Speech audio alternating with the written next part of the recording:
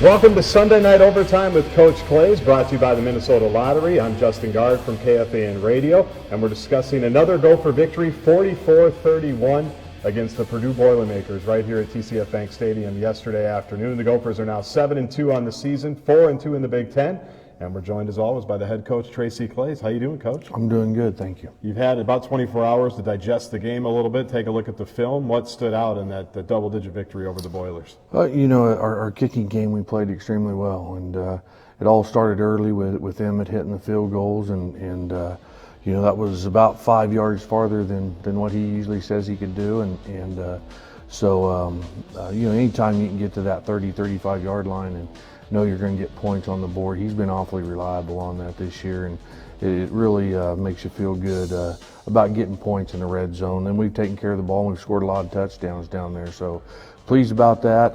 Defensively in the second half is that to have that hold them to about 150 yards and 3 points. Obviously had a long ways to go with us getting on the right track and winning. And then offensively, we've continued to score points off the turnovers that the defense creates. And so the second half may have been as good as we played there for a stretch, and then you come out of any game, you have things you want to work on, and we got to get better. We did throw the deep ball a little better, but we've got to do that more consistently and probably a few more times a game.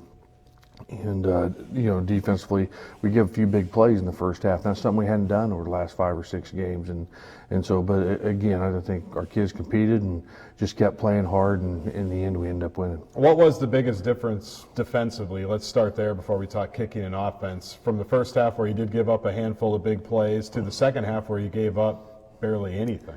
Yeah, again, it goes back to yards after catch.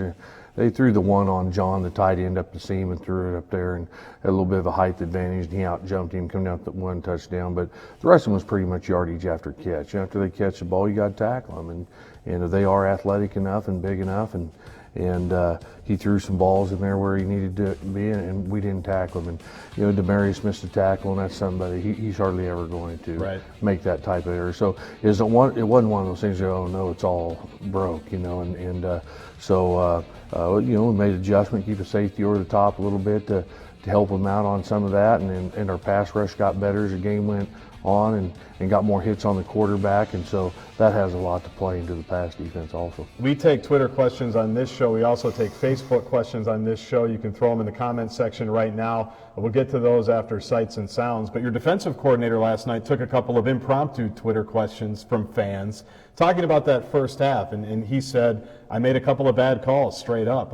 You'll probably say he's being hard on himself, but I know Jay takes a lot of pride in what he does, and he didn't like some of the positions that he put some guys in, and it seems like he fixed that in the second half. Yeah, and I was no different when I was a defensive coordinator. Sometimes you call those all-out blitzes and you don't leave anybody in the middle of the field. And it was the bowl game in Houston, and they caught the slant and scored on us. And whenever that happens, you go back and say, hey, I should have kept somebody in the middle of the field in case that happens. But at the same time, that pressure and making those guys make plays under pressure, it pays off a lot more than it goes wrong. Jay is first year being a defensive coordinator, and he's the same thing. I let him do it last year at the end of the year, and he continues to get better at calling it and getting comfortable with what our kids do best. So our defense staff's done a great job. You mentioned Emmett Carpenter and the 2 50-yard field goals in the first half. We talked about this on the radio show as well, but he's really developing into a weapon for you guys at this point, where if you get to the 35, you're in scoring range. Yeah, no question. And like I say, that's a good feeling to have. It really does dictate how you do the rest of your play calling there from there on in. And again, that was something that he's put an awful lot of time in, and he's competed for that position. He's earned it.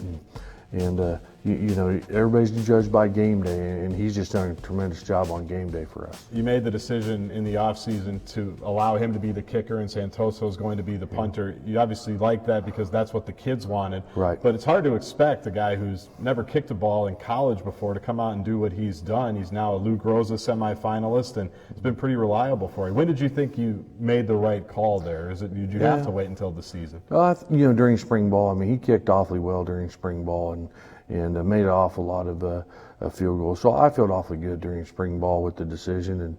But again, that's not game day. You know, you have to go through the game day, and it didn't take very many games, and he hit some big ones. And at the end of half, that was nice about some of those. We got set up, so we kick them before the end of halves, and then the game winners he's hit. And so that's worked out awfully well for us. Ryan punted the ball better.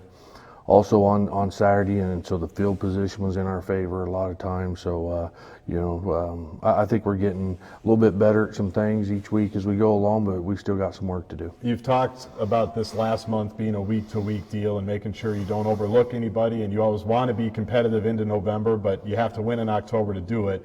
Now you're in November, having won a game in November, and you control your own destiny. If you win out the next 3 weeks, we're going to Indianapolis the week after the Wisconsin game. So how do you shrink that picture back from saying we control our own destiny, but it only goes as far as this game against Nebraska? Yeah, you take them one at a time, and all along I told you it's championship teams. You look at the Patriots, you look at people who've been successful over the years.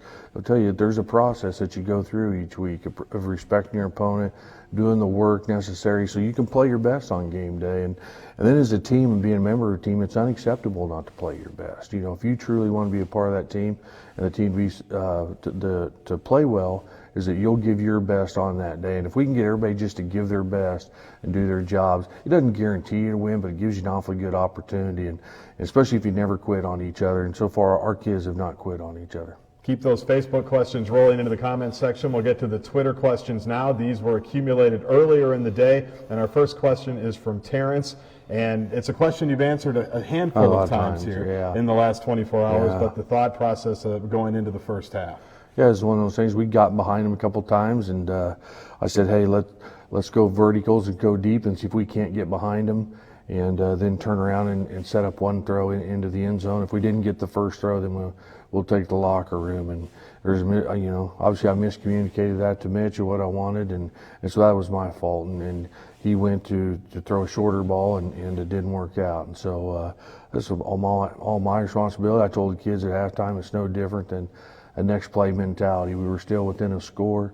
We're still a better football team. All we had to do is play hard, take care of our jobs, and we'd be just fine. They did a great job of handling it coming out of the locker room. What is the communication process like, on something like that, and how do you make sure that it doesn't happen again? Well, one of those was I was having trouble with my headsets at that time, so I had to run down there and tell them that. And it's just one of those things where that's how we usually run the four vertical part of it is if there's a seam there, the receiver's going to sit down and that. And so Mitch just didn't get the part, hey, we want to go over the top with it. And so it happened, it's done, we'll all learn from it and move on. Next Twitter question comes from Dan. Wants to talk a little bit about Mitch Leidner as well, but this time about his running rather than the throwing. He ran the ball an awful lot yesterday with Shannon out, and I gave him some heat, and I think Rodney did as well. He seems to like to keep the ball inside the 5 when that end zone is very near, which is a nice weapon, but were those all read option or some of those designed? No, they're all read option, and we're going off of the defense, and some people don't like to run a read option down there and say, oh, there's a chance of fumbling the ball and that, but when you can actually read what the defense is doing and give the quarterback the option, pull it, it makes it awfully hard to stop it down there in the red zone. And so with Shannon out and some of the things they were doing on defense, it opened up that read option a little bit more, and so that we used that to take a little bit off of Roddy, but I thought he ran the ball awfully well. He looked quick and got the ball we needed to do. He went down a time or two and didn't take the hit, so he's getting better about that of being able. There's nothing wrong with getting 7-8 yards and going down and not taking a big hit. So but a little bit of that has to do with the way they defended us, and so Jay Johnson and the rest of our guys on offense did a good job of taking advantage of that. We're just getting going here on Sunday Night Overtime with Coach Claeys. We've got a handful of Facebook questions to get to in just a second, including our Minnesota Lottery question of the week. That questioner selected will receive a Minnesota Lottery prize pack. But first, if you weren't here yesterday at TCF Bank Stadium for the 7th Gopher victory, you missed quite a bit, and we get you caught up with something we call Sights and Sounds.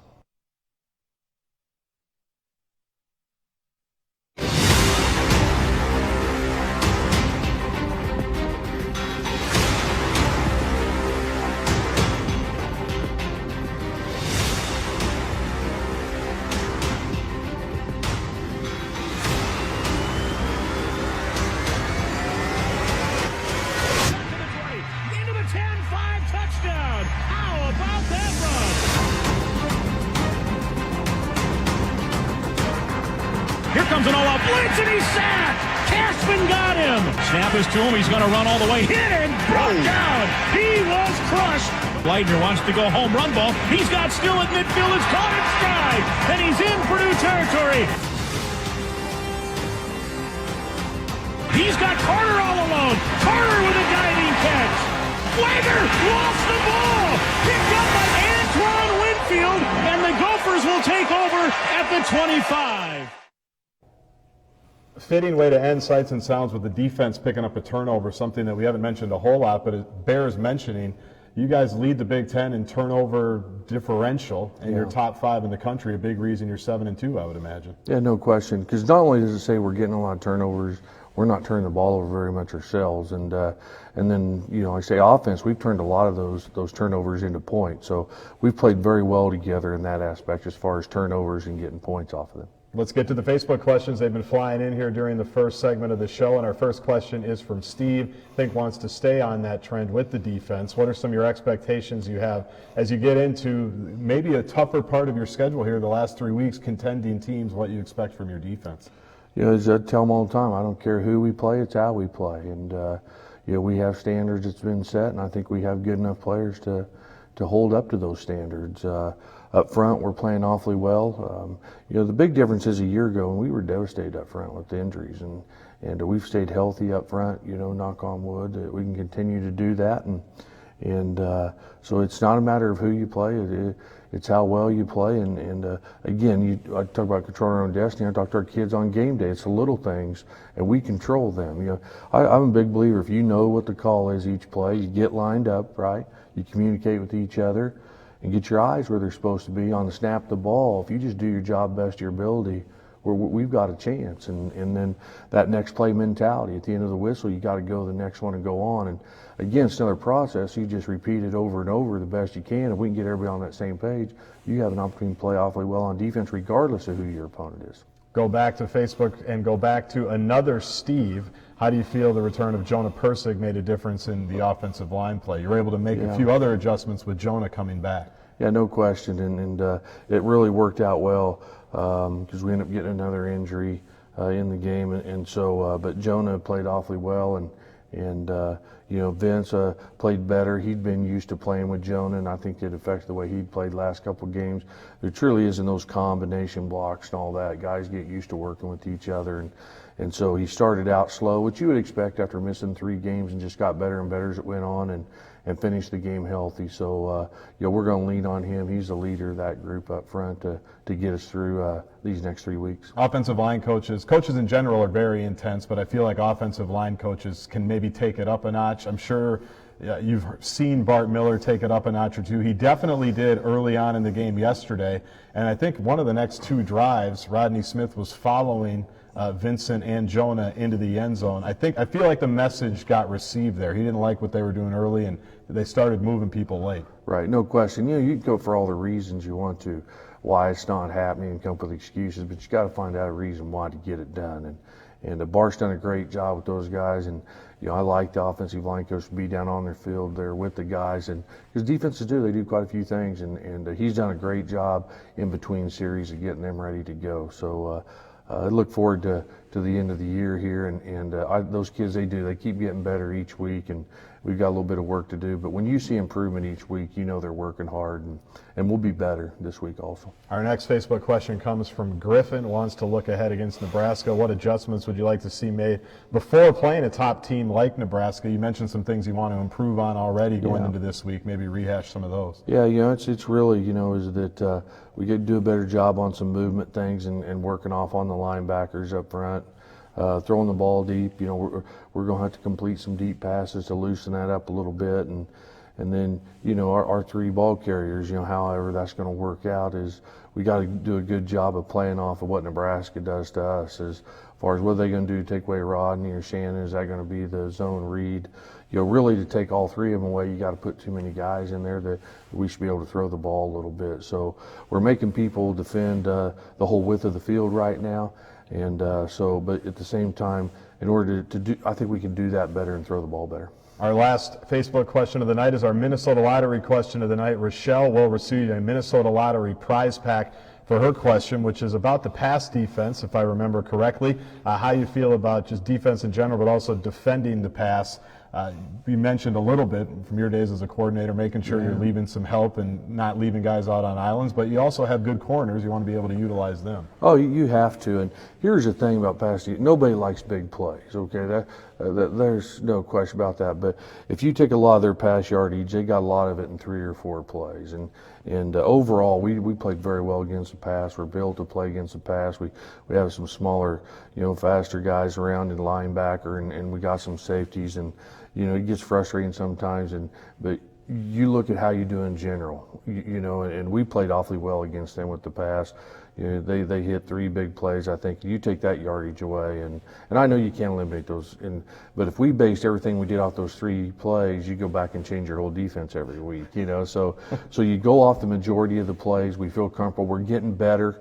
Keontae Harden being back in there. The games we've struggled, if you looked at it, it's the games we've played without Keontae.